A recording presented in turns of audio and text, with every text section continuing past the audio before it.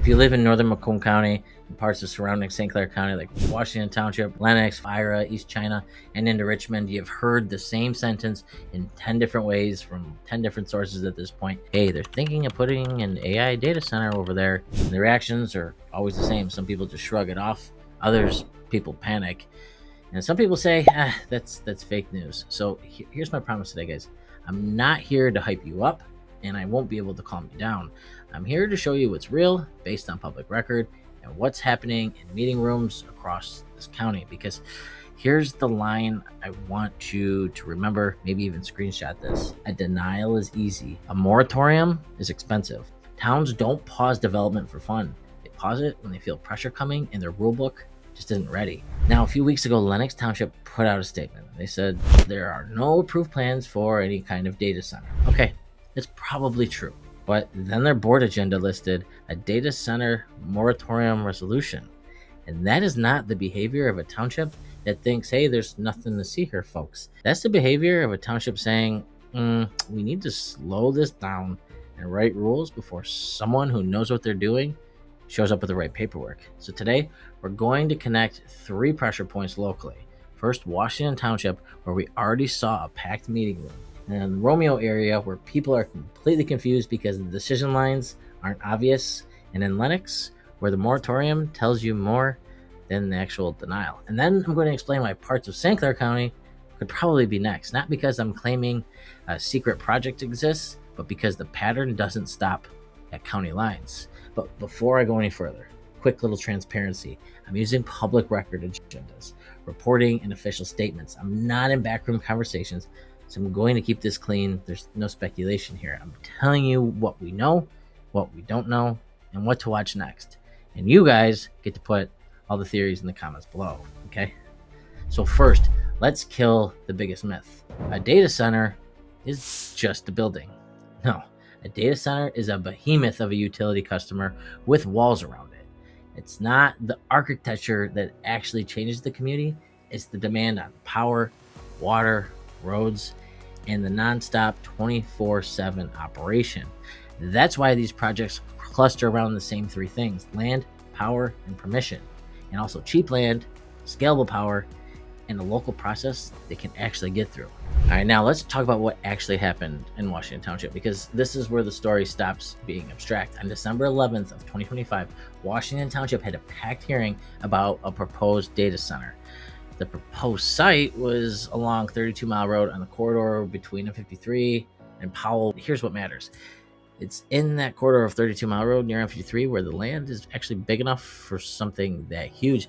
And this wasn't just a rumor meeting. This was an actual zoning meeting, because the real fight, guys, almost always isn't the building. It's the zoning change that actually makes the building possible. That's the battle. And in Washington Township, the rezoning request was described as changing the land from agricultural residential to an industrial research technology category. What's that translation? Once land becomes industrial research technology, the door opens wider than people actually realize. And residents weren't there because they were anti-technology. They were there because they cared. And the questions were basic and super fair. The questions were, what happens to the water? What happens to the power infrastructure? What happens to noise and light? And what happens to the rural character that people bought into and built out here? And after hours and hours of feedback, the township planners, they postponed the decision. Now let me connect that to the Romeo chatter, because this is where the script starts to feel choppy. When people say Romeo, most of the time they are talking about the same Washington Township proposal. And it becomes the Romeo data center in conversation because it's near that area and because people naturally name things to the closest recognizable place. And here's why the Romeo part actually feels a little bit chaotic, because people hear near Romeo and assume that the village of Romeo can actually stop it. But jurisdiction, it doesn't ever work that way. Sometimes the site is near a community without actually being inside that community's lines. So it feels like Romeo's problem, while the permitting power sits with a township board, a planning commission, just another jurisdiction entirely. And that creates the worst combination for the residents. High stakes and low clarity, and barely any control. So if you live in the Romeo area, your first move isn't going on Facebook and arguing online. Your first move is a map. whose zoning map is this on and whose agenda is it actually on? Because once you locate the decision, the story begins to get less emotional and much more factual. This brings us to Lennox now, because once Washington gets loud, the next township starts to ask a quiet question. Are we ready for them to actually come here? And Lennox just did a classic two-step. Step 1, no approved plans. Step 2, moratorium resolution. And here's the honest interpretation. A moratorium is not proof a project is approved or coming. A moratorium is a township admitting our ordinances were written for warehouses and farms, not 24/7 AI infrastructure, and we need some time to rewrite our rules. And this just isn't Lennox doing this. Across Michigan, communities have been talking about moratoriums and ordinance upgrades because they honestly feel the same problem. Once an actual application hits, the clock starts on that township. And if your rules are weak, you're negotiating from your back foot. Okay, here's what we also know so far. Washington actually shows you how fast this turns into a zoning fight. The Romeo chatter shows you how messy it gets when the jurisdiction isn't obvious. And Lennox shows you what it looks like when a township actually hits pause.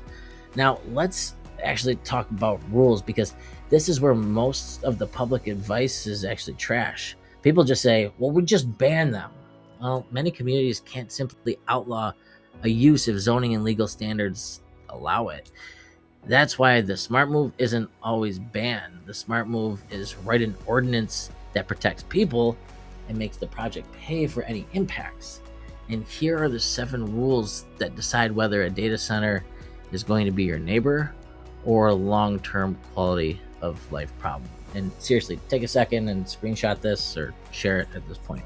1, where is it allowed to go? 2, how far setback from homes? 3, noise limits including low frequency hum. 4, lighting rules including sky glow. 5, generator testing hours. 6, stormwater and floodplain engineering. And 7, water use reporting and infrastructure cost sharing. If your township doesn't have those, the developer negotiates with empty space, and they know how to do that. Now let's talk about what concerns are without bringing in the drama. Power. These sites can be major loads and can trigger new transmissions, new substations, and new capacity planning. Water. Cooling methods differ. Yes, but the residents' fear is valid. Even if one project is low water, it can open the door for the next projects and then the next project. And there's the noise and the light. People underestimate this. They hear tech campus and imagine quiet, wonderful place, but these sites can be 24/7 industrial systems. And then there's the part that nobody likes to say out loud and what everybody fears, especially your municipality. It's the legal pressure. Communities sometimes face lawsuits or threats when they try to reject these big projects. So the real battleground becomes rules and conditions. Now, St. Clair County, I want to be very clear here. I'm not saying Casco or Columbus or Fairhaven have any approved data centers or even any talks of data centers today. What I'm saying is, if you look at the Michigan pattern right now, developers like places with big parcels, cheaper land, corridor access, and rulebooks that haven't been updated yet. And when one county gets loud, the pressure doesn't disappear, it just shifts and moves. So St. Clair folks, this is your early warning. You need to watch for the dominoes. And here's the twist that makes this a little bit easier to understand. If you literally ask AI, like a tool like ChatGPT, what are the best locations in Macomb and nearby St. Clair County for a large data center, it doesn't know of any secret deals, but it does recognize patterns. So it tends to spit out the same types of places we're talking about right now.